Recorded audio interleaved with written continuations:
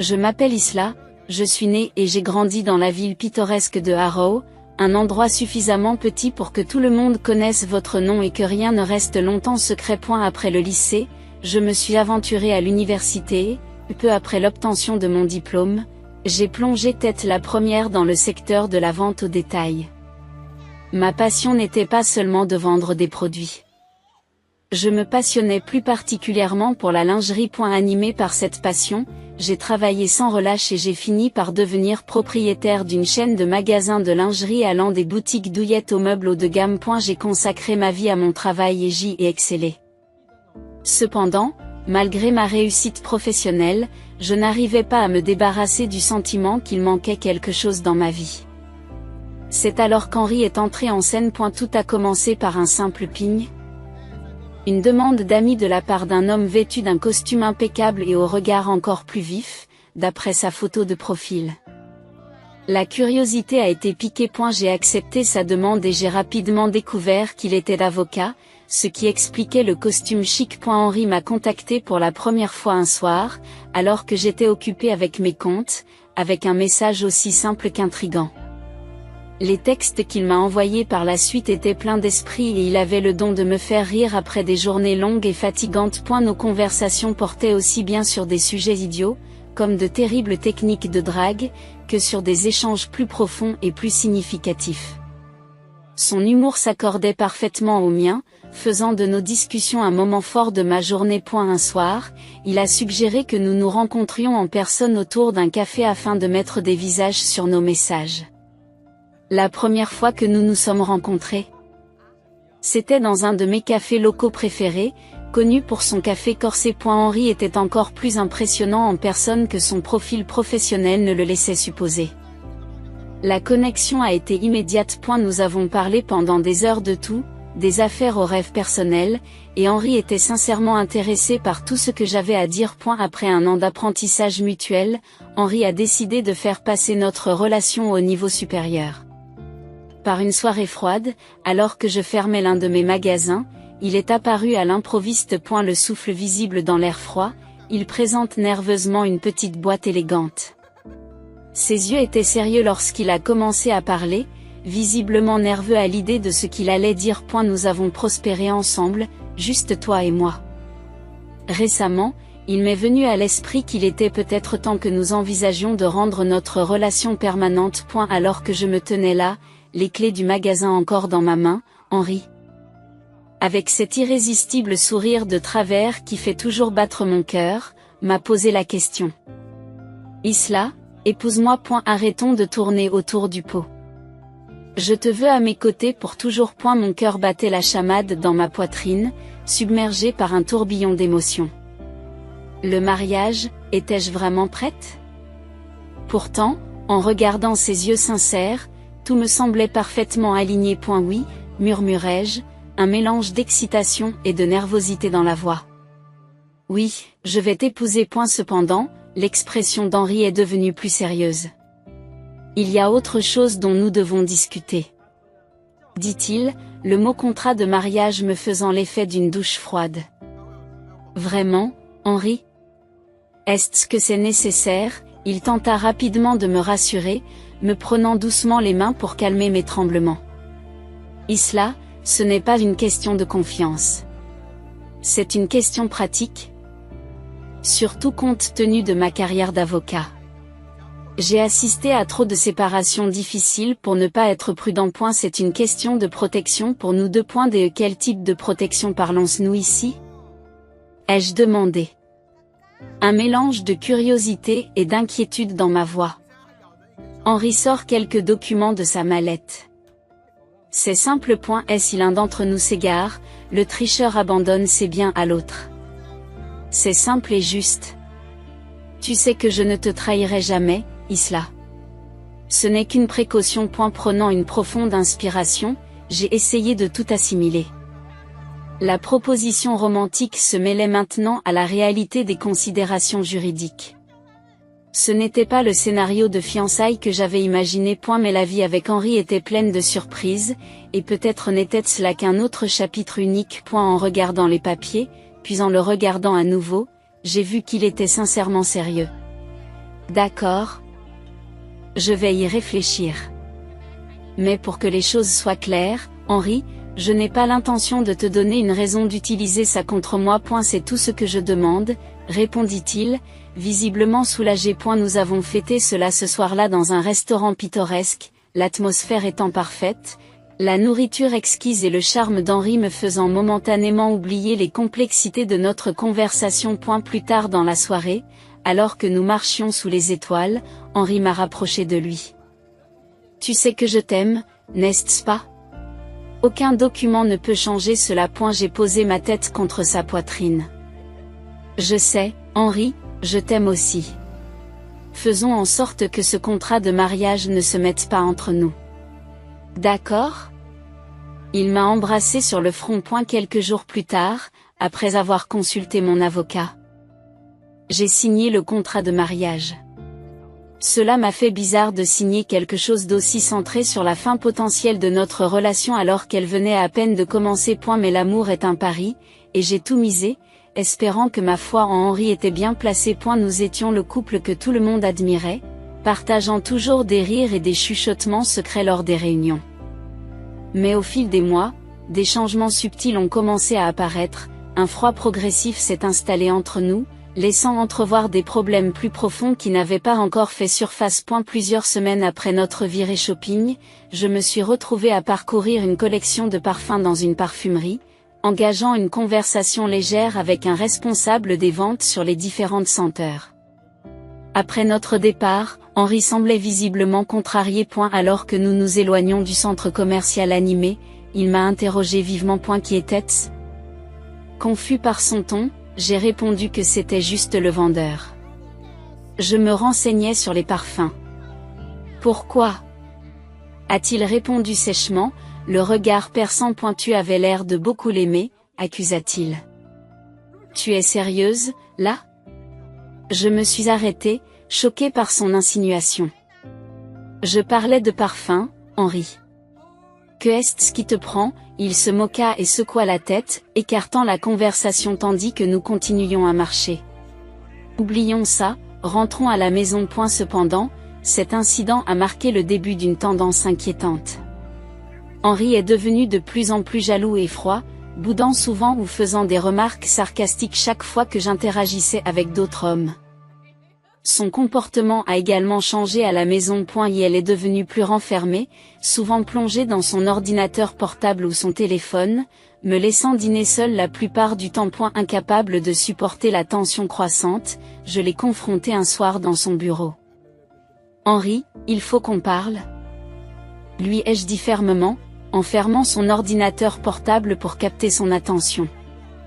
Il a soupiré, se frottant les tempes. Istlo, tu ne comprends pas la pression que je subis au travail.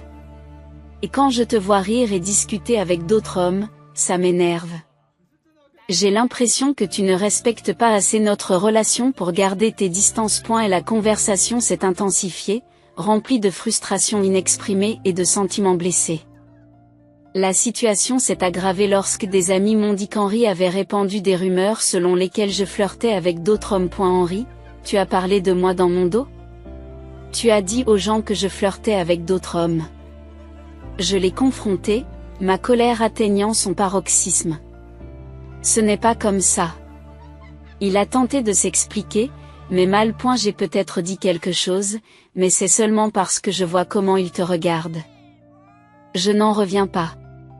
Je l'ai interrompu, exaspéré. Tu n'as pas le droit de répandre des mensonges sur moi. Tu es censé me soutenir, pas me démolir. Après cette vive dispute, les choses se sont un peu calmées entre nous. Un matin, j'ai trouvé un mot d'Henri sur le comptoir de la cuisine. Son écriture habituellement soignée semblait précipitée. Istlo, essayons de recommencer. Rejoignez-moi à l'hôtel Grandview, chambre 181, à 19h10 ce soir. Laissons le passé derrière nous et allons de l'avant. M. Et la note était inattendue.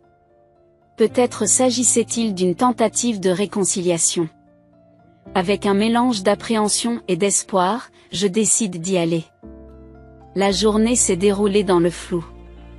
Mes pensées étaient fixées sur la soirée et la possibilité d'un nouveau départ. Pouvions-nous vraiment repartir à zéro?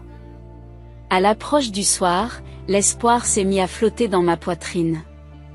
Un oiseau délicat qui ose prendre son envol. Dans un accès de rage, Henri m'a confronté dès que j'ai franchi la porte. Et la femme prodigue est enfin de retour, mugit-il, la voix chargée de dédain. Il faut qu'on parle, Henri. Il s'est passé quelque chose de terrible ce soir, ai-je imploré, ma voix tremblant d'urgence, essayant de combler le gouffre d'incompréhension entre nous. Mais il est resté sourd à mes supplications. D'un geste théâtral, il fit claquer une série de photographies sur la table. Alors explique-moi ça, me demanda-t-il furieusement. Tremblant, j'ai pris les photos. Elle me représentait dans une chambre d'hôtel, dans une position compromettante avec un inconnu que je ne pouvais pas reconnaître. Mon cœur s'est effondré. Henri, je te jure que je ne connais pas cet homme. Je ne l'ai jamais vu auparavant. Le rire méprisant d'Henri me refroidit jusqu'à l'os. Une erreur monstrueuse ou simplement tes actions monstrueuses? C'est en t'épousant que j'ai commis la véritable erreur, déclara-t-il froidement. Les larmes me montent aux yeux, mais je me ressaisis, déterminé à rester calme. Je n'ai pas fait ça. Vous devez me croire, plaidai-je. Mais Henri est implacable. Te croire? Pourquoi le ferais-je? Tu n'es qu'un menteur et un tricheur, et je vais m'assurer que tu n'auras pas un centime de moi. Je vais porter l'affaire devant les tribunaux. J'y prendrai tout, jura-t-il avec venin, attrapant sa valise préparée à l'avance et partant avec un dernier regard venimeux, claquant la porte derrière lui, le son résonnant dans la maison vide. Dévastée, je me suis effondrée sur le canapé. Mon corps était secoué de sanglots tandis qu'une douleur lancinante me rongeait la tête, brouillant mes pensées. C'était plus qu'un mal de tête. C'était comme si un brouillard s'était abattu sur mon cerveau, rendant les événements de la nuit flous et décousus. C'est alors que j'ai compris, le vin. Je n'avais bu qu'un seul verre. Mais les vertiges et la perte de connaissance étaient inexplicables, trop graves pour une si petite quantité. Cherchant désespérément des réponses, j'ai appelé mon amie Riley, une infirmière. Riley, quelque chose ne va pas. J'ai bu un verre de vin et tout est devenu noir. Je me suis réveillée des heures plus tard, et maintenant Henri a ses photos. Cela n'a aucun sens. Je me suis empressée d'expliquer. Au bout d'un moment, Riley a répondu à Istlo, on dirait que tu as été drogué. Vous devez aller à l'hôpital ou dans un laboratoire et vous faire tester immédiatement. Racontez-leur tout, surtout le vin et vos symptômes. J'ai conduit jusqu'au laboratoire, hébété, l'esprit en ébullition pour recoller les morceaux de la soirée. Au laboratoire, j'ai raconté mon calvaire au technicien, qui a solennellement prélevé plusieurs flacons de sang pour les analyser. Quelques jours plus tard, une lourde lettre d'Henri a atterri avec un bruit sourd sur le pas de ma porte. Mes mains ont tremblé lorsque je l'ai ouverte. Mes craintes se sont confirmées. Et la lettre, rédigée dans un langage froid et formel, indiquait qu'Henri me poursuivait pour infidélité, dans le but de me dépouiller de tout ce qui était prévu dans notre contrat de mariage. Le procès était prévu dans un mois. Paniqué, j'ai appelé mon avocat, Jacob. Istlo, viens dans mon bureau. Nous devons élaborer une stratégie, m'a-t-il dit, sa voix m'apportant un peu de réconfort au milieu de la tourmente. J'ai conduit jusqu'au bureau de Jacob, mon esprit fourmillant de tous les scénarios possibles, tous plus intimidants les uns que les autres. En entrant dans le parking, ma détermination s'est renforcée. Je devais me défendre. Dans la présence familière d'Henri, j'ai remarqué qu'il marchait avec un jeune homme, le même individu que sur les photos qui avaient été utilisées contre moi. Instinctivement, j'ai pris mon téléphone et j'ai commencé à enregistrer leur interaction. Je les ai filmés en train d'échanger une enveloppe, que le jeune homme s'est empressé de dissimuler dans sa Wyatt. Une poussée d'adrénaline m'a envahi, alors que je saisissais l'importance potentielle de ce que je venais d'enregistrer. Au bureau de Jacob, j'ai partagé la vidéo. Sa réaction a été immédiate. Ses sourcils se sont froncés d'inquiétude alors qu'il regardait l'échange secret. C'est important, Istlo. C'est très suspect. Je pense qu'il est temps de faire appel à un enquêteur chevronné, a suggéré Jacob. Jacob s'empresse de contacter son ami Wyatt, un enquêteur chevronné qui accepte de se charger de l'affaire. Wyatt n'a pas perdu de temps pour suivre le jeune homme et enquêter sur ses antécédents. Quelques jours plus tard, Wyatt nous a convoqués dans son bureau pour nous informer de la situation. J'ai parlé au jeune homme, commença Wyatt. Le ton grave. Il m'a révélé qu'il s'agissait d'un acteur malchanceux, engagé par mon mari pour se faire passer pour un de mes proches. Il a même révélé que mon mari avait tout orchestré, y compris me droguer. Alors que nous discutions, un courriel a retenti sur mon téléphone. Il s'agissait des résultats de ma récente prise de sang. En ouvrant la pièce jointe, mon cœur a battu la chamade lorsque j'ai lu les résultats, positifs à un puissant sédatif, confirmant les conclusions de Wyatt. J'ai tendu mon téléphone à Jacob, qui a lu les résultats et a levé les yeux, son expression se raffermissant avec détermination. Istlo, c'est la preuve dont nous avons besoin.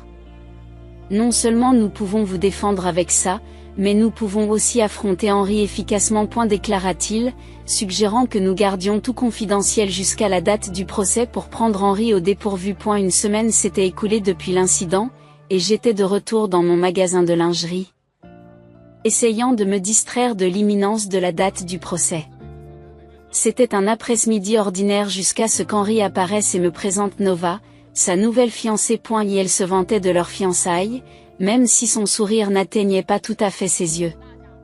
Nova, qui semblait trop jeune et peut-être naïve quant à la véritable nature d'Henry, me regardait avec un mélange de curiosité et de scepticisme. Henry n'a pas pu s'empêcher de me provoquer, affirmant qu'il allait bientôt devenir propriétaire de mon magasin. Nova observait tout cela avec un doute croissant. Malgré mon envie de la mettre en garde, je me souvins du conseil de Jacob de garder le silence jusqu'à l'audience, alors je me contentai d'un sourire retenu et rétorqué. Nous verrons ce que le juge décidera, Henry. Et la date de l'audience arriva plus tôt que prévu. Une atmosphère tendue règne dans la salle d'audience tandis qu'Henry, qui se représente lui-même, ajuste sa cravate avec assurance, prêt à faire sa déclaration d'ouverture. Mesdames et messieurs, commença-t-il. Sa voix est ferme et convaincante. Aujourd'hui, vous allez être les témoins du véritable caractère d'une femme. Henry, qui se tient devant le tribunal, accuse sa femme, Isla, non seulement d'avoir violé leur vœu de mariage, mais aussi d'avoir tenté de porter atteinte à l'intégrité de leur foyer par ses agissements trompeurs. Alors qu'il présentait les photographies sur l'écran derrière lui, la salle d'audience bruissait de chuchotements. Il affirme qu'Isla a trahi son engagement de fidélité et présente des images prises dans une chambre d'hôtel qui suscitent des murmures dans l'assistance. Pendant plusieurs mois, Henry a enduré le supplice de soupçonner l'infidélité d'Isla. Les preuves photographiques, maintenant exposées, confirment ses craintes les plus profondes. Et elle a marqué une pause spectaculaire, permettant à la gravité de ces révélations d'avoir un impact sur les auditeurs. S'approchant de l'endroit où j'étais assis, son regard s'est fixé sur moi. Henry a soutenu qu'Isla s'était présentée comme une victime innocente piégée par des circonstances malheureuses. Cependant, son ton cinglant et ses mots soigneusement choisis dépeignent une image différente. Et elle a affirmé avec force qu'Isla n'était pas une victime, mais l'architecte de l'effondrement de leur mariage.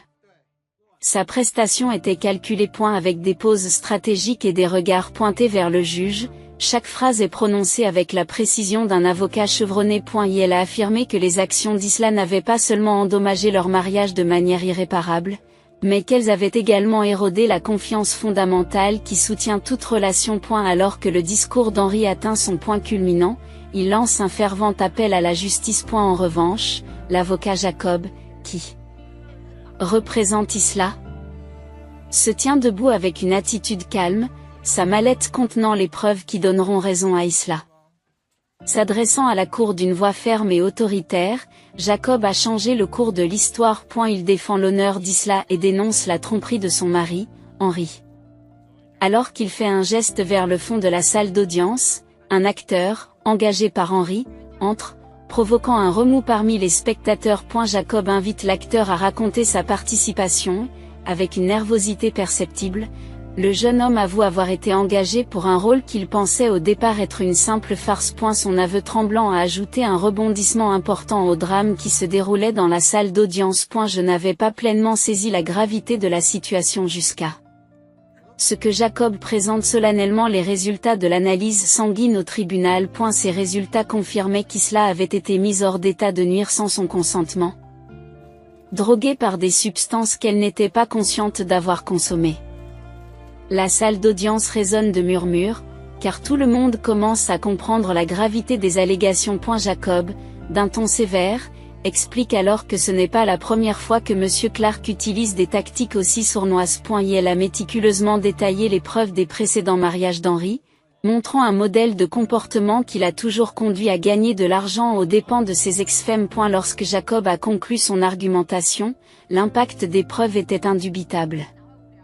Il a demandé au tribunal non seulement de rejeter les demandes frauduleuses contre Isla, mais aussi de lui accorder une juste compensation pour les épreuves qu'elle avait endurées. Le juge a examiné attentivement les preuves présentées avant d'annoncer son verdict, donnant raison à Isla. Le contrat de mariage a été annulé. J'ai ressenti un grand soulagement, mes yeux se sont remplis de larmes. Non seulement à cause de la victoire juridique, mais aussi parce qu'Isla avait obtenu gain de cause. Le juge a ensuite accordé à Isla $600 000 et $10 de dommages et intérêts. Le visage d'Henry est devenu pâle, son avenir s'est brisé devant lui. Et sa fiancée, qui se trouvait dans la salle d'audience, est sortie brièvement, puis est revenue pour me remercier d'avoir fait éclater la vérité, avant de quitter Henry pour de bon. Et la nouvelle du procès s'est rapidement répandue, les détails sensationnels faisant la une des journaux. La réputation professionnelle d'Henry s'est effondrée.